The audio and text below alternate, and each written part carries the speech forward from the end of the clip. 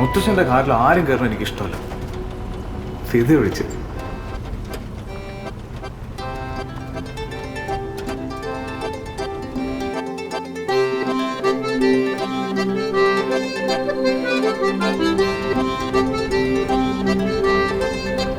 പലഹാര കച്ചവടമുള്ള ബീവിയുടെ വീട്ടിലെ സീത, അതുകൊണ്ടാണ്.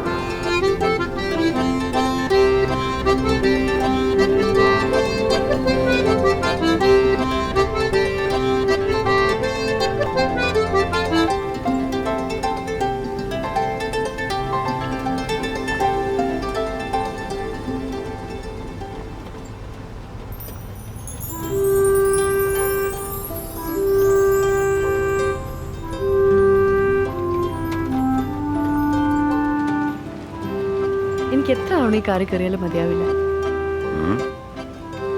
മുത്തശ്ശൻ ഈ കാറിലെ സർക്കിട്ട് പോകുന്നേ? എന്നെയും കൊണ്ടുപോകും ഒരു തവണ സർക്കിട്ടിന്.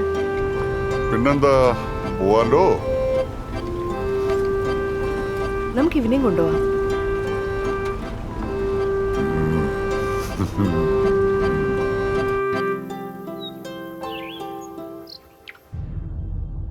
ശ്രീധരേട്ടൻ സർക്യൂട്ടൊക്കെ കഴിഞ്ഞ് എപ്പോ വന്നു? 2 ദിവസമായി. ഓള് പറയും വന്നാ പിന്നെ കാറ് കയറി ചുറ്റി തന്നെ.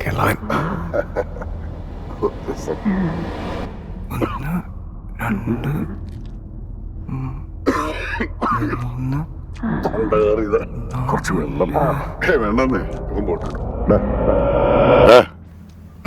കുറച്ച് വെള്ളം എടുത്തേ. ഞാൻ നെയ്യപ്പം തിന്നു. വെള്ളം വെള്ളം ചെല്ല്. പിള്ളേര് പറഞ്ഞു കേൾക്കില്ല. പെണ്ണുങ്ങളെല്ലാം പലഹാര പോലെയില്ല. അക്കരെ ശിവന്റെ അമ്പലത്തിൽ ഉത്സവല്ലേ നടന്നത്. അല്ല ശ്രീധരേട്ടൻ എവിടെയൊക്കെ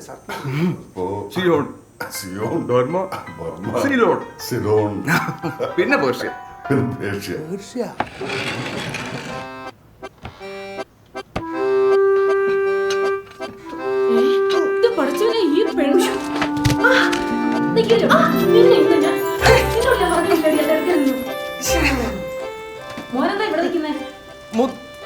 മുത്തശ്ശന് വെള്ളം വേണമെന്ന് പറഞ്ഞു.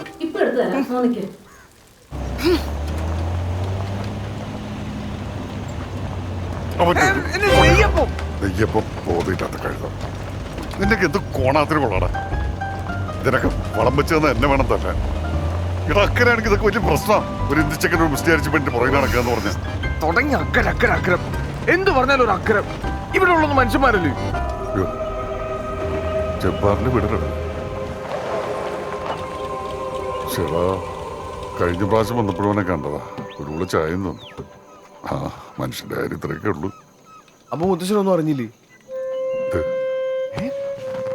ഭയങ്കര സംഭവങ്ങളല്ലേ ഇവിടെ നടന്നത്. എന്താടാ?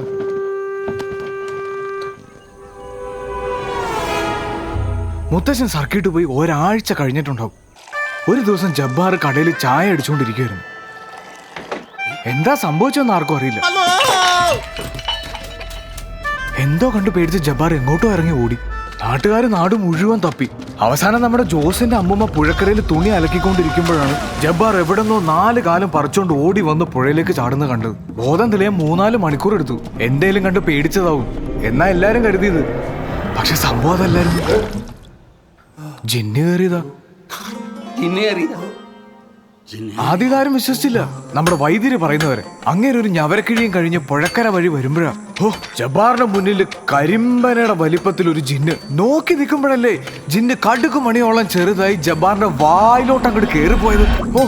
അപ്പൊ കേറി ജിന്നാണെ പിന്നെ ഇറങ്ങി പോയിട്ടുമില്ല. അതുമാത്രമല്ല അങ്ങേർക്കിപ്പോ മരിച്ചവരെ കാണാൻ പറ്റും, അവരോട് സംസാരിക്കാനും പറ്റും.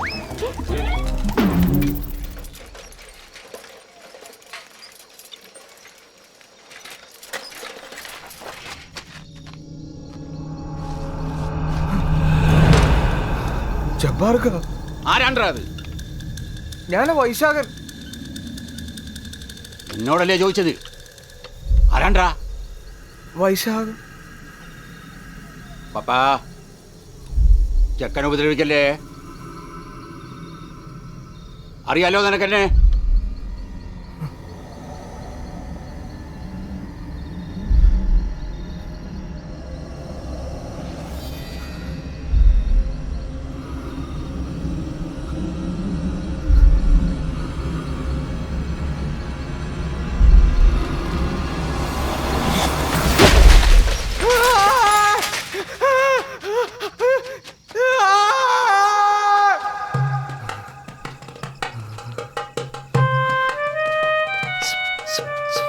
സംഭാരം. ആ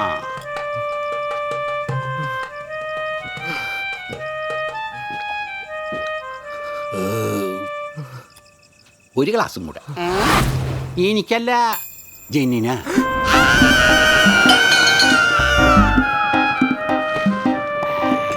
മോനെ, ജിന്നിനും കൂടെ ഒരു ചായ എടുത്തോട്ടാ.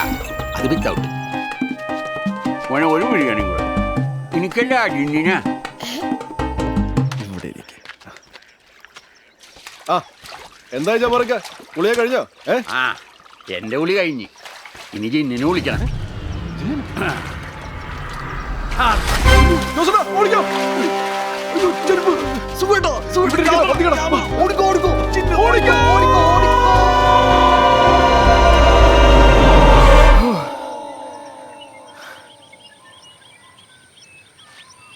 നിനക്ക് വേറെ പണിയൊന്നുമില്ലേ? പിന്നെ കോഴി ബിരിയാണിയും തട്ടി അണ്ണ വെച്ച് കുളിക്കുന്ന ജിന്നെ. ദാ, ജബ്ബാർ കള്ളം പറയുന്നാടാ. ജബ്ബാർ കള്ളം പറയും, പക്ഷെ ജിന്ന് പറയൂല. അത് ഞങ്ങക്ക് അറിയാൻ ജബ്ബാറെ. പിന്നെ എന്താ ഈ വഴിക്ക്? അല്ല, അത് നിനക്ക് ഈ വശീകരണത്തിന്റെ പരിപാടിയുണ്ട. ഈ ജിന്നിന് അല്ല, നിനക്കല്ല, ജിന്നിന്. അല്ല, ആരെയാ ഈ പ്രായത്തില് ശ്രീധരേട്ടന് വശീകരിക്കേണ്ടത്? ആരെയാ? അത് അക്കരെയുള്ള ഒരാളാ. കൊച്ചുമോൻ വളർന്ന് തോളൊപ്പമായി. അപ്പോഴും ശ്രീധരേട്ടൻ ഇതിനൊന്നും ഒരു കുറവുമില്ല അല്ലേ? ഞാനിപ്പോ ഒന്നും പറയുന്നില്ല. ഇവിടെ ജിന്നുണ്ട്, ജിന്നുണ്ട് ഇവിടെ ജിന്ന്.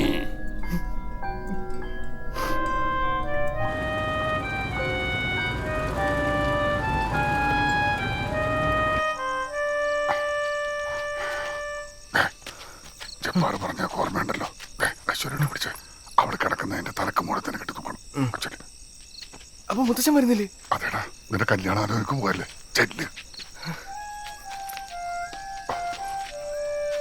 മുത്തച്ഛൻ, നമുക്ക് നാളെ വെട്ടമുള്ളപ്പോ ഒന്ന് കയറിയാ പോരെ? എടാ കഴുത, എന്നാ ചെണ്ടയും കൂട്ടി നാട്ടുകാരൻ വെച്ചിട്ട് വരാം. നീ കേറ്.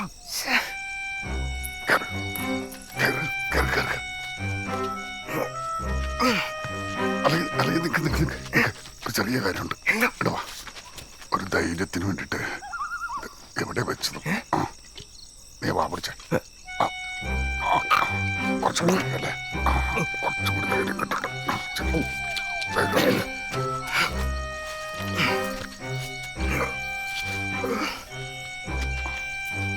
എടാ മൂനെ മനുഷ്യ, മരത്തിന്റെ മൂടയിൽ നിന്ന് നേരെ ഓടിന്റെ മണ്ടയിൽ ഇറങ്ങണം. അവിടെ വടക്ക് നിന്ന് 1, 2, 3, 4, 5 മാറ്റി കഴിഞ്ഞാൽ തട്ടുമുറം. മുത്തശ്ശന് ഇത് ഇത്ര കൃത്യമായിട്ട് എങ്ങനെ അറിയാം?